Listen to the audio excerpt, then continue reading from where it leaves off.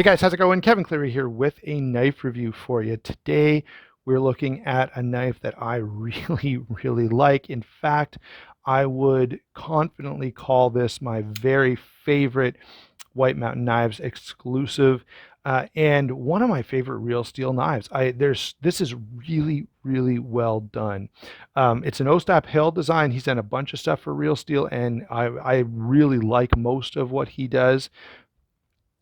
And again, just in case you didn't catch it the first two times, this is a White Mountain Knives exclusive. So go over there. I can't promise that there'll be any in stock, but even if there aren't, sign up for the email notification. Let Justin know that you're looking for one, because this is such a well done knife that I have to recommend it. Even if you can't get one, it's worth looking for. It's worth waiting for. If you're into this style of knife, okay, and that is the next thing we need to say.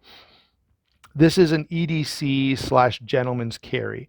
Okay, this is not designed to be, a tactical folder. It's not designed for, outdoor survival or something like that. It's designed to be classy, gentleman's carry type of setup. And in that role, it is exceptional, truly exceptional. Slim, lightweight. It's that 7 and 13/16 overall. So just a little under 8 inches there, which is sort of my magic number, but it's okay for this knife, because there's lots of real estate on the handle. It's not a big problem. 3 and 7/16 on the blade. The closed length, so when it's in your pocket, 4 and 3/8 inches. Lots of grip area there, 3 and 3/4 inches of grip. So you can see I've got lots of room for my hand. No issue with that. And in terms of how much this weighs, when you put it in your pocket, you really don't even notice. It's only 2.6 ounces, which is really, really good. If you like to carry something classier, especially if you want a titanium frame lock, there are not a lot of them out there that are that lightweight. So I have to say, pretty darn impressive. As a lightweight carry to a wedding or a funeral, in a suit when I'm preaching on Sunday, something like that.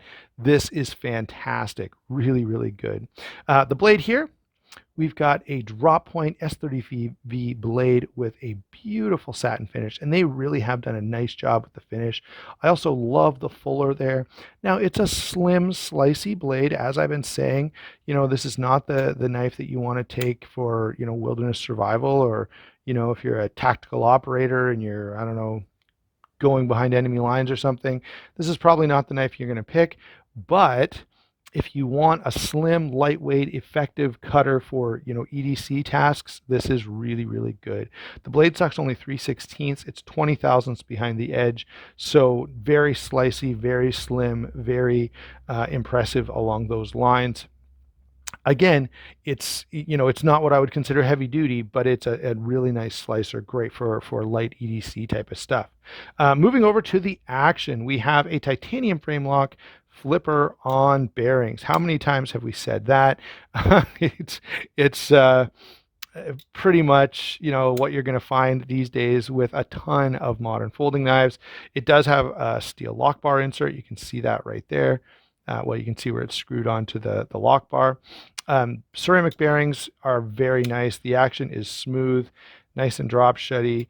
Detent is dialed in pretty well. So, in terms of action, it's what you would expect from a high-end titanium frame lock, even though it doesn't come with the price point of a high-end titanium frame lock. So I should say, the action per dollar is pretty good.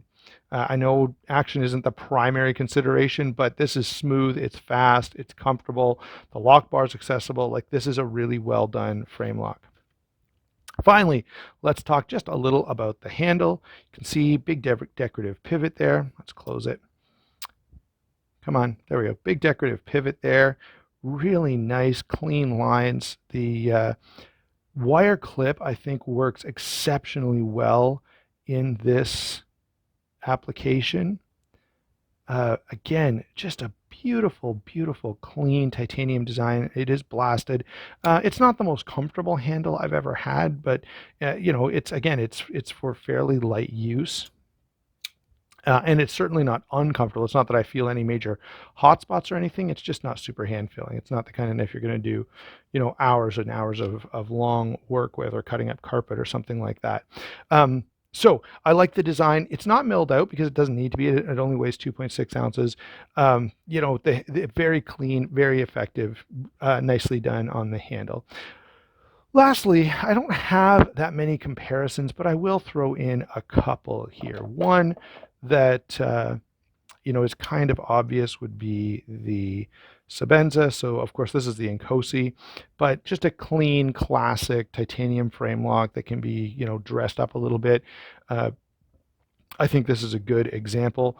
The only other, full titanium frame lock that I have sitting nearby, or really even in my collection, it would be the Riot Torrent. And I only bring this in because it's a sort of a classier knife. It's much more heavy duty than this is, but one, I think lots of you will be familiar with this. Two, it offers a similar aesthetic. So it's sort of a classy, elegant looking knife.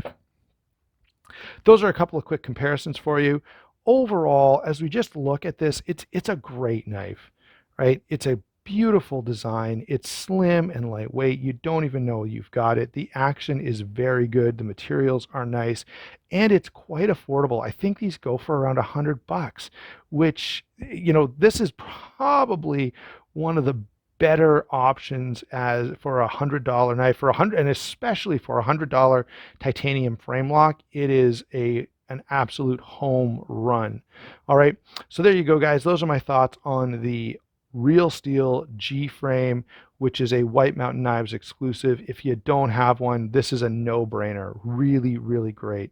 Thanks a lot for watching. Don't forget to like and subscribe. And again, you'll find a link to White Mountain Knives down below along with my discount code. We'll talk to you soon.